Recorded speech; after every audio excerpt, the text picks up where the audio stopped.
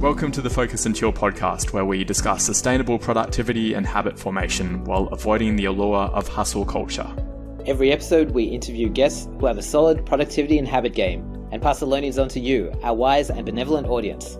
We're your hosts, Jeremy and Joey. Hi, I'm Joey, a habits and focus coach, perpetual student of psychology, and perpetually on a quest to a one-armed chin-up.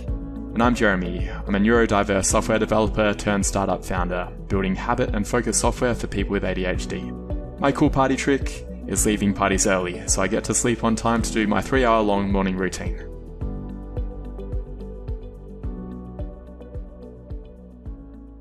The Focus and Chill podcast is brought to you by FocusBear, a habit and productivity app that makes healthy habits and deep work the path of least resistance.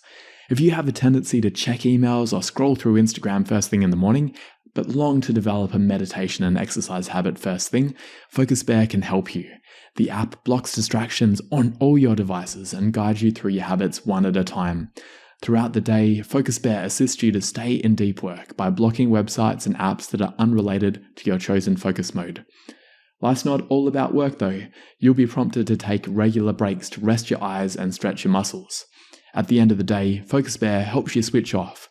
Work-related apps get hidden so you can unwind and sleep well. Check out the app by going to focusbear.io. Happy New Year! It's 2023 and we're back with a special episode on goal setting. Hey Joey. Hey Jeremy. What do you reckon about goal setting? Is it a good concept in general? I know that you have a bit of an interesting take on it, different from the way that most people do it. You don't set normal New Year's resolutions. Tell us about that. Well, thank you, Jeremy, for calling it an interesting take rather than a rant. I appreciate that. I generally set goals, well, annual goals anyway, from birthday to birthday rather than New Year to New Year. And my whole take on it is that I feel like setting it at New Year's is a bit arbitrary, and I feel like if you really cared about the goal, you probably wouldn't wait until some arbitrary point in time to set it. What do you think? Yeah, I tend to agree with that. I still do set my goals in the normal calendar configuration starting from January 1, but I like the concept of the 12-week year where the author argues that you can actually get a lot done if you compress the time frame. That if you have your goals set for a whole year, there's always a tendency to procrastinate until about October, and then suddenly from October to December you get a lot done. Yeah. So if instead of having the horizon being 12 months, having it set for 3 months or 12 weeks, I find quite effective. Interesting. I never actually read that book before. 12-week year was 12-week year, was it? Yeah. I mean, it's basically 300 pages of basically saying set your goals for 12 weeks. Got it. I guess it's really interesting when people talk about compressing goals and Parkinson's law, and I guess should I just do a quick rundown on what Parkinson's law is? Basically the idea that the time that you set for it, when you set a certain amount of time for a task, the demands of the task will inflate to fill that space. So if you say to yourself, I'm going to take a month to create a blog post, ultimately you will keep fiddling with it and polishing it until that your deadline is up and then you got to post it. Whereas if you were to set yourself a deadline of a week, or maybe even 20% of that time, 20% of a month, which would be, help me out, Jez. It's like 4 days or 4 something. days. Put you on the spot there. But yeah, so like if you compress that to be 20% of the time, you probably get like 80% of the result, as the Pareto theory goes. And so, yeah, I guess, and then it's always contrasted with the idea of whenever you're setting an estimate, double it. Because we're really bad at forecasting time. So I often find those two quite difficult to resolve. Do you have any thoughts on that? I do find it quite helpful to set artificial deadlines. One tactic that I've been employing recently is I joined this program called Pioneer, which is a pre-accelerator program for startups. And one aspect that I really like is they have a leaderboard and they have weekly accountability where at the start of the week, you tell them what you're going to achieve. And then at the end of the week, you report in about how much you achieved. And then based on whether you hit your goals or not, people actually vote you up or down. So there's quite a strong motivation to get things done. I guess you could cheat and just say you did it when you didn't do it. But It's a I'm not that kind of guy. Yeah. It defeats the purpose of it. I guess it's like a voluntary to join up to it, and then if you're just going to cheat, then it defeats the purpose of volunteering, right? It's not like someone's forcing you into it. Yeah. Yeah, definitely. But I do find that it helps me to get out of that perfectionistic mindset of I need to keep fiddling with the blog post, because I often do have blog posts as part of my weekly goals. Yeah, sure. For a while, I've been trying to do 5 per week. Whoa. And I have writers to help me, so it's not like I'm doing the writing myself. I'm the bottleneck in terms of editing them. Got it. But 5 is pretty easy if they're quite short articles. I see. Though now we've been trying to do much longer ones, which are 3,000 or 4,000 words, and I've decided 3 per week is a bit more achievable there. But anyway, getting back to the point, I do find that having that weekly check-in, it does definitely cause me to get more done. Because otherwise, without having that urgency, the not urgent yet important tasks, I just tend to put them off until later. But what I've been using this program for is that I'm actually putting some of those non-urgent or the quadrant 2 tasks up as my weekly goals. Yeah. And suddenly they have urgency, even though in the real world, there's nothing particularly urgent about them besides the fact that I've just held myself accountable. So I do believe in that in terms of Parkinson's law and trying to use it in our favor. Yeah. Yeah, I like that. I like the whole accountability aspect of it as well. Social proof, all the good stuff. And I've tried that before. I mean, we were doing accountability buddy systems before with Stick. And I found that helpful, though also a bit painful with the Stick concept, where if you don't do it, then I have to donate money to a anti-charity. I found that very, very motivating. But also in the end, I was starting to cheat.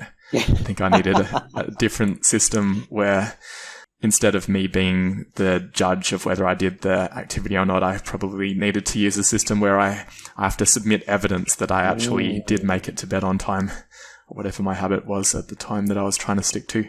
And do you do that for your current accountability group? Or is that something that you're aspiring? Is that an aspiring type goal? I haven't been doing it, but for some reason I haven't been motivated to cheat. Very good. And I am honest as well, I don't always complete all of the goals, but normally I'll get them at least 50% done. Nice one. The key thing is getting some momentum. And I guess how important is it for you, assuming you're not already at the top, how important is it for you to get to the top? Like, do you feel a compulsion to do that, or does it just feel like internet points for you? It does. I'm really a sucker for leaderboards. Yeah. With Duolingo, that's the main reason that I spend 10 minutes per day on the app, because I want to retain my position in the leaderboard, in the diamond leaderboard. I just made it there in the last couple of weeks. Oh, congratulations. Very well done. Yeah, congratulations on the internet points. And I guess for this one, the leaderboard does have a bit more significance, because the idea is that if you get to the top 10, then the accelerator will actually consider your application, and then they might give you funding. Oh. So it has a bit more of a dimension to it there. That's rather really than just cool. Arbitrary points. I like it. That's really cool. How did you find out about this accelerator? They emailed me. I think they just look online for new startups, and there wasn't anything particularly special about me. It's not like I'm pretty sure they have a very wide net. I think you're very special, Jez. Thanks, Joey. One thing I wanted to talk about in terms of goals was James Clear's attitude, where he says that goals are overrated and that instead we should look to build systems that will actually move us towards the same end result as if we had set a goal. Yeah. He argues that there's a bit of a downside of setting goals, where after you achieve the goal, there's a tendency to then just slack off and say you train for a marathon and then you did it. What next? And then maybe there's nothing after that and you just stop training altogether. Yeah. Whereas if the system is more that I'm going to train this much every week and I don't care as much about the end result, he argues that that's a better mindset to adopt. What's your take on that? Yeah. I pretty much agree with a lot of what you and James Clear say. I just stole it from James Clear. I was going to say, like, I'm not sure what to attribute to James Clear and what to attribute to Jeremy. But yeah, like, so I agree with everything you say. So I guess I'll just probably try to say, like, certain things in defense of goals, maybe, which are that I think goals provide a good point at which to reset and basically say, okay, well, are these systems and habits that I've put in place, are they actually working for me? Because I guess, like, some clients will come to me and they'll say, like, I want to establish a habit of, like, some weight loss habit or something, like maybe counting calories or something. And it's important to basically say, like, but why? Why do you actually want this? And some people are just like, I want to have more energy, and I feel like carrying all this extra weight is impeding that. I'm not a nutritionist, so I'm not gonna debate that with them. But some other people will say, like, my partner or spouse, they call me fat, or the way they look at me, I don't like the way they look at me, or something. And in which case, that's not. I don't think that's a great goal, because, like, extrinsic benefits tend to fade with time, and sometimes partners and spouses do as well. So yeah, you can always get a new partner and new parents. Exactly. So, my cynicism aside, I guess, yeah. So I think goals are good in that they can provide a good North Star, like, as in they can provide you a good. You might have these habits in place, and they can tell you whether you're actually proceeding in the direction you want to. Because, like, you might have this habit to, like, read a book every week or something, but if you're just doing it for the sake of fulfilling that habit, and really your covert goal was to be more knowledgeable or something, and you're just reading, like, some trash fiction every week. Like, I'm not saying all fiction's trash. I'm just saying some trash fiction. It's probably not going to get you further towards your goal. But you might have this false sense of security that, I'm, like, getting this habit. And when you fulfill a habit, you get this sense of dopamine, which strengthens the habit as well. And so it can be a pretty, like, I guess, untethered existence. And untethered actually sounds pretty cool. What I'm trying to say is, like, basically, you've got a habit, but you've got no direction. Directionless, I guess. Directionless achievement. And so habits without, or systems without goals, goals without systems, maybe you need both of them to truly move in the direction you want. What are your thoughts? Yeah, definitely. That would be what I would criticize the systems only approach as well. It made me think about the concept of OKRs. I've been reading a book recently called Radical Focus, where it talks about objectives and key results, which is a form of goal setting for the business world. And it's contrasted with the standard goal setting approach, where normally you might say, our goals for the year are, we're going to deliver this feature, we're going to finish the new accounting integration, and we'll be happy if we do those things. But that's not really the purpose there. The outcome that the business is probably looking for by doing those projects is maybe to get more customers or to increase profit. And it could be that halfway through the quarter, you actually realize we don't really need this accounting integration anymore. It's not going to move the needle in terms of propelling us towards the overall vision that we have. But if you've committed to it, and it's maybe if you're a public company and you almost have to adhere to the goals that you set, that can be quite harmful. Whereas the idea of OKRs is you say that the objective, say going back to what you were saying before, the objective is to have more energy. And it might be that the theory is that by losing weight that you would have more energy, but it might be that, say, 5 weeks in, you've lost 3 kilograms and you don't feel any improvement in energy. And then you can take an opportunity and recalibrate and reflect on, what am I missing here? Maybe you've been really severely calorie restricting and that is actually decreasing energy. And it might be better to actually slow down the weight loss and just have more exercise throughout the day. That might actually lead to more energy levels and it might make it more sustainable. Or get more of the right calories. Yeah. Maybe having fewer of the crash and burn calories could be better. Yeah, that's right. And yeah, so I think with that objective of having more energy, also having key results in there, like, and I think it's important to set these key results before you get too far down the track, so you actually know how you're going to measure success. So it could be the case that, okay, like I've got a personal best of X amount of burpees in a set, so I want to be able to 2x that or 3x that by the end of the quarter, or some other goal that will help you figure out whether you're on track. And it's key results, plural, so you can have more than one as well. Is that your goal for the year? 2x your burpees? No, not to 2x my burpees. No, I actually do set personal OKRs. If like we can go into those, but I think we're gonna. Are we gonna? Is this a good time to talk about our personal goals, or should we talk about them later on? As good a time as any. Okay, sure.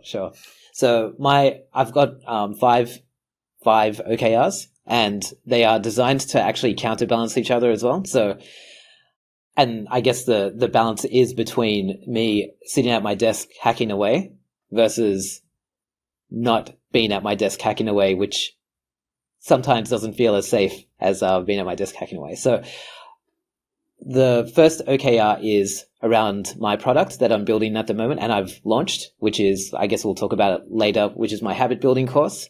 And I want to get to 10 testimonials by the end of summer. And also every month to really feel like I've helped someone with the habit building course. And so far for December and January, I can put a big tick on that. And the testimonials are in the works currently. But, yeah, so those are my key results for the product. And the objective of the product is for it to be profitable, measured by the amount of traction it's getting, by testimonials, by helping people. Does that hang together for you? Yeah, cool.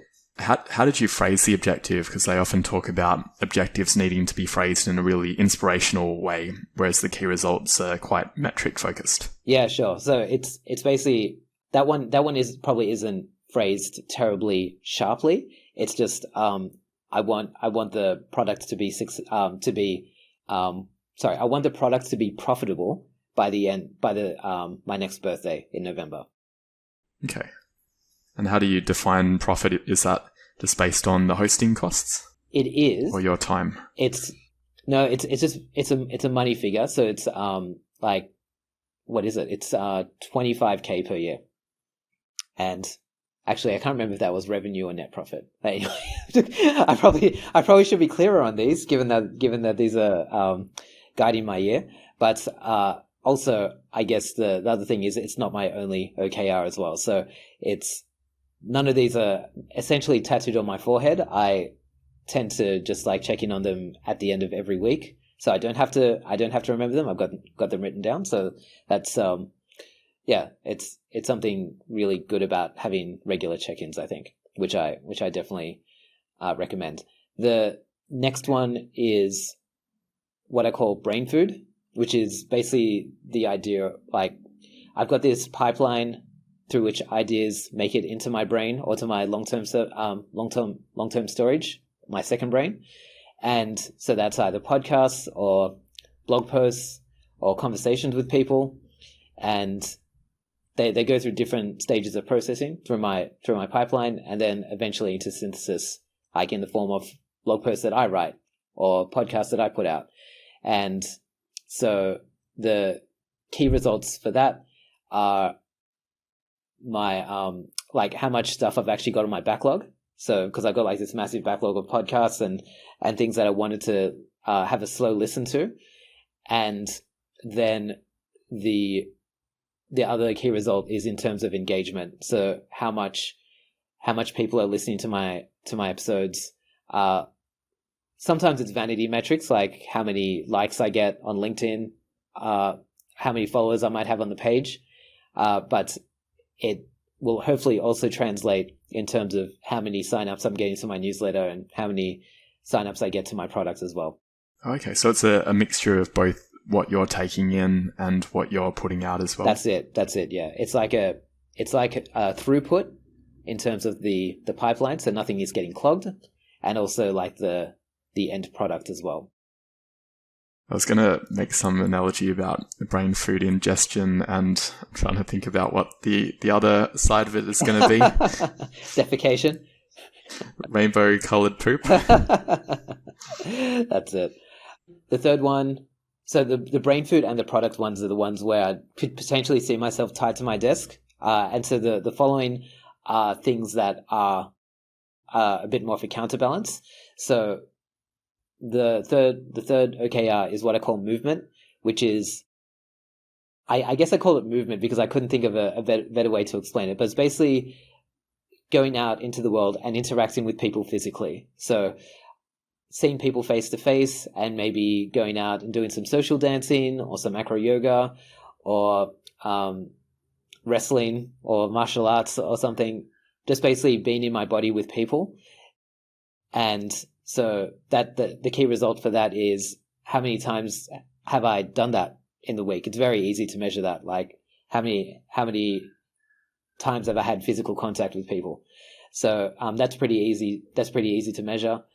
It's also about me moving myself. So being better at controlling my own body, getting to the one-armed chin-up, the one-armed push-up. I can actually do one-armed chin-up. I can actually do one-armed push-ups at the moment. My form isn't that great, but I can do those at the moment. And just being able to what I call like just really master the limits of my own body. So key results there are like how many challenging calisthenics can I do, and there's certain people I'd like to wrestle that are bigger than me, and I like to see how many times I can make them tap out. Nice. In terms of advanced calisthenic moves, is a single arm handstand push up on the agenda for 2023 or 2024? Not for 2023. That might be a 2024 thing. At the moment, I'm struggling a little bit with the upside down. I call them upside down push-ups at the moment because I think some calisthenics purists would argue with me that doing them against the wall does not make them a handstand. So I'll just say upside down push-ups. Yeah. So next step would be to get it upside down, one-armed upside down push-up. Rolls off the tongue, doesn't it? Is that even possible? For a while, I spent some time on YouTube looking at people doing handstand push-ups and couldn't really see anyone who seemed to successfully do it. Most of them were doing it against the wall. I would think. And even then, it looked the form didn't look good. I feel like I've seen people do handstand push-ups before. Yeah, handstand with both hands. Oh, with both hands. Definitely seen that, but haven't seen anyone, in my opinion, do a really clean one-handed handstand push-up. No, I can't say I've seen that either. Yeah, it must be a balance thing, maybe. I don't know. Aspirational? But any step in that direction would involve massive strength and power. Yeah, and coordination. Yeah, definitely. So that's the movement, and then mindfulness is the fourth one, and so that's basically the objective is to increase my capacity to be mindful, to be able to zoom out and not take life too seriously, especially when I'm embroiled in some emotional drama, to be able to just like zoom out and just say like, is this going to matter next week or next month? And so my key results for that is self-reported quality of meditation, like my depth. So I basically write myself some notes after meditating. Also the frequency at which I meditate. So how many times do I like bring myself to it? Am I at least making my bare minimum every day? And also like how I interact with people. How many times was I curious with people when I was feeling like upset or overwhelmed? Like was I curious or did I get defensive and and upregulated. So these are things that I just check in on every week on myself. And yeah, so that's mindfulness. And the lucky last one is art. So do I call it art or creativity? I can't remember. I think I call it art, but it is really art and creativity. So it's basically how much have I produced this week, and also how much am I challenging myself. For example, trying to play a technically challenging song on the guitar, like I might be only able to play it at a slow speed initially. Am I increasing that? Is it still clean? And also various art projects that I have in play, like this year creating some paintings for some birthdays that are coming up for some very important people in my life. So it's that's the key results of that is production, essentially. And production that, like, I guess objectively it's like how much am I creating, and subjectively how good am I feeling about it. So that's my year, the compass for my year. Yeah, right. Quite a lot in there. Yeah. Which of them do you think is going to be the most challenging? The product. Because this is just like a couple of times before I've created products, but I haven't necessarily tried to sell them. Whereas with this product, I'm trying to sell it because I think it's a great product and I think it can really help people. Whereas previously it was just like, I'll just build it and like, if people know what's good for them, they'll pick it up. But yeah, for the products, I think the sales and marketing piece is going to be difficult for me. But I'm willing to take it on. And we'll include a link in the show notes so you can check it out. Yeah, thank you. Yeah, let's do that. Awesome. How about maybe you, throughout the year we can do some check-ins about how we're progressing.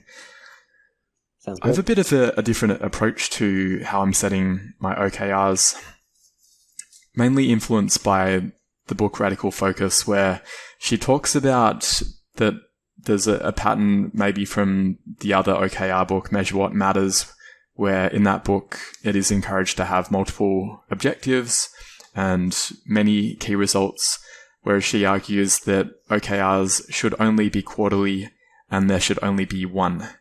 And I quite like that approach. She argues that in terms of keeping things balanced, instead of setting them as separate objectives and key results, that they should instead be health metrics. And that's the way that I'm approaching it, that I have done my visions for every area of my life. I've actually, not sure whether it will be visible, but I've drawn them out. My wife and I had fun with some texters and pencils on January 1st. And that was helpful in terms of thinking about where do I want to be in each domain. We also did a life wheel exercise where we reflected on the different parts of our lives and gave each other a score on how am I doing in my work, how am I doing in my fitness, in my health, in my romantic relationship, in my family, with my friendships. And then based on that, I decided to focus for this quarter on the area where I had the lowest self-reported score. And we also rated each other. And that ended up being that my lowest domain was my relationship with my wife. That it's not terrible. It's not like we're going to get divorced and we don't hate each other or anything, but there was just a lack of quality time and also me not doing enough with the household chores. So that's actually my objective for this quarter, to be a better husband. And I've been translating that into some changes in my schedule, making sure that I am doing some chores during the day and especially in the evening, and spending more quality time, having more regular date nights, because we'd both been getting quite busy over the last, especially at the end of 2022. My wife is doing her master's and is starting a new job, and I've also been getting busy with my day job and Focus Bear. And it's been important that we're a bit more intentional about it. So it's on both of our radars. She also didn't get a perfect score either. And we're going to be working on that. The mindset there is that The other areas of my life, they're actually tracking pretty well, and I don't feel like I need to consciously think about them.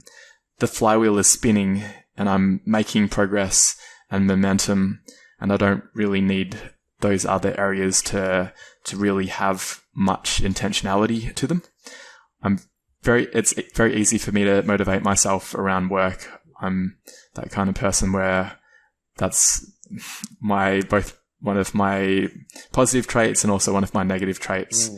But the other areas I can neglect. And by putting this one as my top priority for Q1, it's already having some benefits where both feeling happier about the amount of time we're spending together and feeling happier about the cleanliness of the house. I do still have health metrics around my fitness in terms of how much am I running, how much am I cycling, how many HIIT workouts am I doing every week. But they've become more systems rather than goals. I've got them pretty dialed in. I'm doing them every day. The only real change, I guess, would be that I've got some intentions around where I'd like to be with my fitness, that I'd like to be able to bench press my own weight by the end of the year, and I'd like to be able to run 5K in under 18 minutes.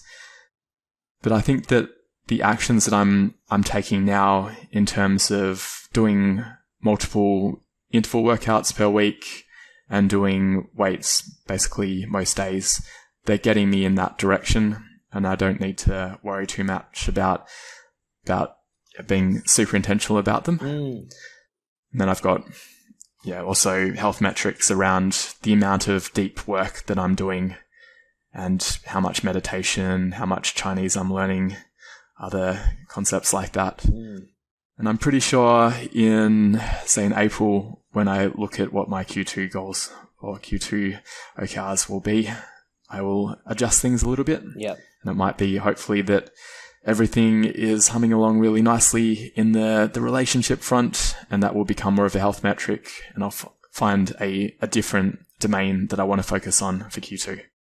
Yeah, nice one. So if I'm understanding correctly, you basically categorize your OKRs into there's two categories to your OKRs. One is the focus, and the other one, all the others get relegated in a sense to health metrics. So they are more of a monitoring thing, and the focus one is more for intentional. This is something that we're going to put everything behind. Is that right? I'd say I've got OKRs, which are the ones around the relationship, and then I've got visions for the year, and I've got health metrics. Got it. We'll see how it will all fit together. Yeah, definitely. Excited to see.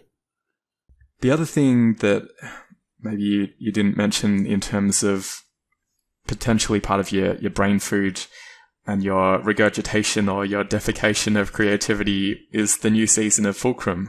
Yeah. Do you want to tell our audience about that? Yeah, sure thing. So thanks for that intro. nothing like making an intro after defecation, right? Yeah. So I guess just on what we're talking about with goals, I've recently produced some episodes on goal setting. And so the last 3 episodes were on a different approach to goal setting other than using the SMART framework. And specifically, it's targeting after the setting. Often people focus on the setting of the goals, but they don't design the other stages, which is the evaluation part, which is like, how do you know that you're on track, and how often are you going to check? And the execution part, which is all about managing your motivation. So like when you reach the inevitable dip, what strategies, tactics are you going to use to get yourself back on track? So if you are looking for an alternate strategy or approach to SMART goals, I know I am. I cringe a little bit whenever people say, make that goal SMART. I would encourage checking out those episodes, and we can put those links in the show notes, can't we, Jess? Yeah. Thank you. And the Fulcrum podcast episodes are normally very bite-sized. Yeah. And less than 10 minutes. Very, very rich. Yeah, thanks. And yes, so as Jez alluded to as well, season 2 of the Fulcrum is coming out very soon. So that is all about habits and intentionality. So the idea is habits are very powerful. However, they can also run our life, and before we know it, weeks, months, a whole year can pass if we run our life completely habitually. And so the idea is intentionality is important as well. But if we were to make our life completely intentional, we probably wouldn't have enough. We probably wouldn't be able to make a decision by mid-morning because we're just decision fatigued. And so it is important that part of our life does run on autopilot, but it is also important that we are intentional with parts of our lives, and season 2 is all about exploring that balance. So if that interests you, tune in. It's coming soon. I don't have a release date yet, but it's expected sometime 2023. Fantastic. Thank you. Any parting words or asks of our audience? I would also ask that if you listen to the Fulcrum and you find it interesting, or if you're listening to this and find it interesting, there's quite a bit of overlap between, I guess, Focus and Chill and the Fulcrum. I've got a newsletter called The Plucky Messenger, and we'll put a link to sign up to that in the show notes. And I've also got my habits building course I launched a couple of weeks ago. So if what we've talked about sounds interesting to you and you'd like to build better habits using a slow and steady approach, please sign up and I'll send you some more information. Wonderful.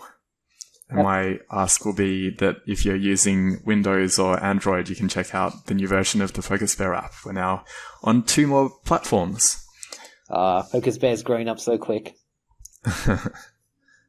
All right, well, we'll wrap the show with that. Have a great 2023. Woohoo! Thanks for tuning in to this episode of the Focus and Chill podcast. To listen to other episodes, jump onto podcast.focusbear.io. If you'd like to be a guest on the show, or you know someone who'd be a good fit, email us at team@focusbear.io. Otherwise, stay focused, stay chilled, and peace out.